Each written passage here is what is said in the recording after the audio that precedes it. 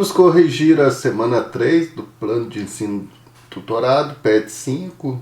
Essa semana nós refletimos e conhecemos um pouco mais das características de uma propaganda e as suas ideologias, muito importante nesse contexto da arte do pensamento, da filosofia, até mesmo porque a propaganda sempre ela trabalha e se estimula em cima daquilo que são as nossas falhas, né, humanas, psicológicas, de lidar com o equilíbrio da vida.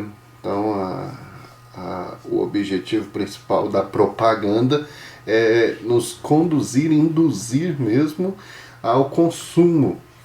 E até mesmo tem pessoas nesse contexto de vida que quer dizer que ser livre é poder estar consumindo aquilo que deseja. A questão é esta: quando você tem algo que estimula, que te induz, então você não está sendo livre, né? Então há um debate maior aí, mais profundo, que a gente poderia até ampliar mais, mas aqui nós vamos deter em cima daquilo que o texto nos apresenta e as atividades que nos mostram um pouco mais os elementos que a gente deve estar atentos, né? São 3 questões objetivas, mas que é importante a gente observar. Você pode achar as respostas até de forma rápida aí na internet, mas é importante aí ver os detalhes delas para observar os erros que a gente pode cometer ao analisar, né? Na primeira aí nós temos a importância dos meios de comunicação também. Eles têm essa importância não só da propaganda, de puxar, induzir aí para os interesses de empresas, mas tem também essa importância social, política e comunitária para denunciar, para ajudar na conscientização das pessoas, né? Para determinados problemas sociais aí que nós temos. No caso aqui da primeira, relaciona com o tema violência sexual infantil, e nós temos aqui uma figura, podemos dizer até mesmo ilustrativa, mas que faz uma metáfora, né? Metáfora do pesadelo. Metáfora no sentido de indicar, a partir de uma figura, de um elemento, outra, até mesmo um problema, né? Uma questão reflexiva. Então nós temos aí como se fosse até em formato escuro, né? Porque é o momento da noite, e como se fosse um bicho querendo, um bicho papão, né? Então, para algumas crianças, o pesadelo chega antes do sono. Quer dizer que antes da criança dormir, ela já está vivendo o pesadelo, né? Então, denuncie, ligar para o Disque 100 e denunciar essa questão da violência sexual infantil. Então, essa metáfora, a propaganda usa a metáfora do pesadelo para quê, né? Nós temos aí a correta, a letra C, né? Porque dar a devida dimensão do que é o abuso sexual para a criança, que a dimensão que é muito ampla, no sentido até de enfatizar a importância da denúncia, porque a dimensão é igual a um pesadelo. Então, um pesadelo para a criança é muito ruim. Então, para o adulto perceber como é ruim isto, para ele perceber que tem a dimensão de um pesadelo para a criança, né? Quem já foi criança, todos nós, então sabemos quanto é um pesadelo, porque é um momento que a gente tem um psicológico mais frágil, né? E até mesmo a gente dá importância a muitas coisas que a gente acha que é verdadeiro. Então, pesadelo é a coisa mais terrível, assim, quando a gente está no sono.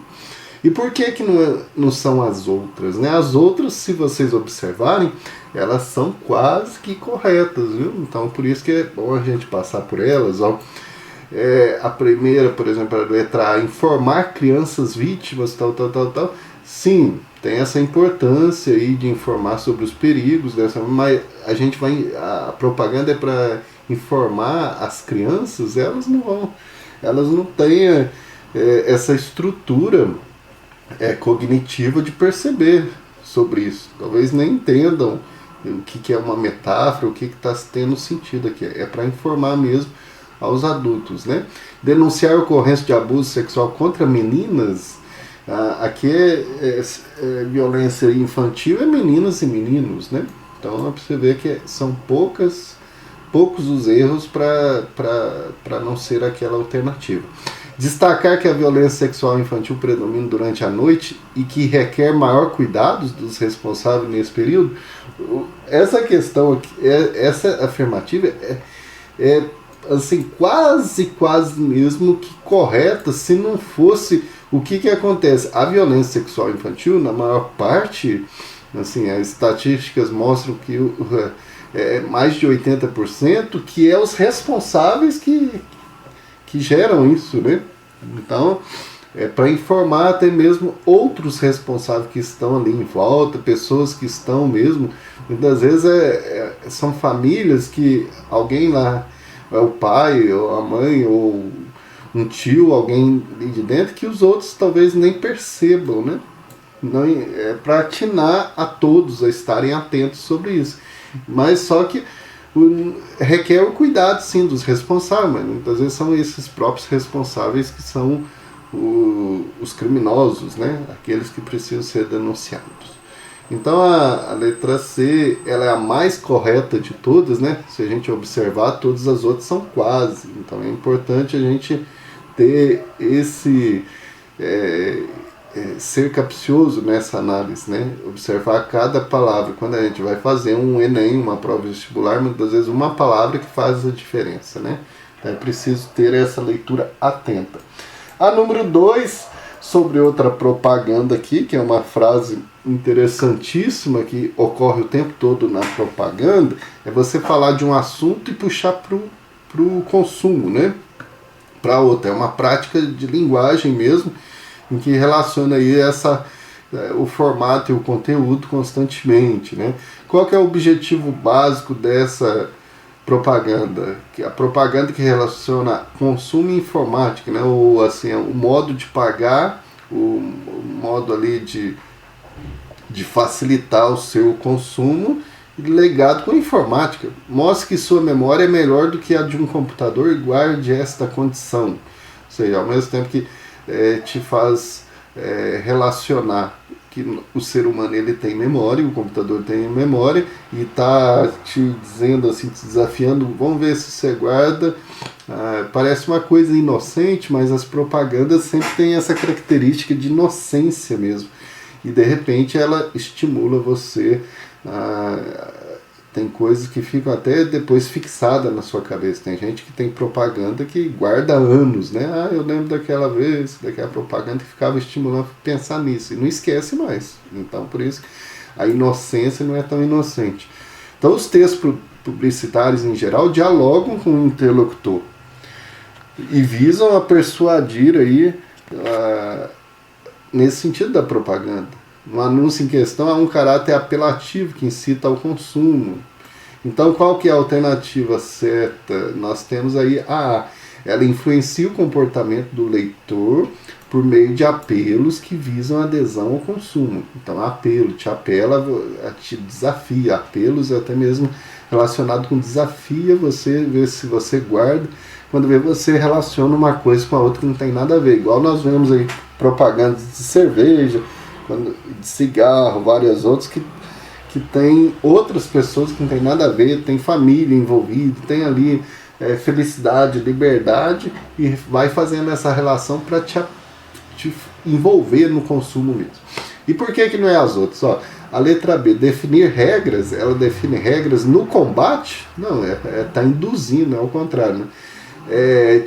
Quer te fazer ter mais, perceber a importância do conhecimento de informática? Não é, o objetivo não é esse, né? Bem claro que não é para você saber que a memória de um computador se relaciona com a memória do ser humano, né?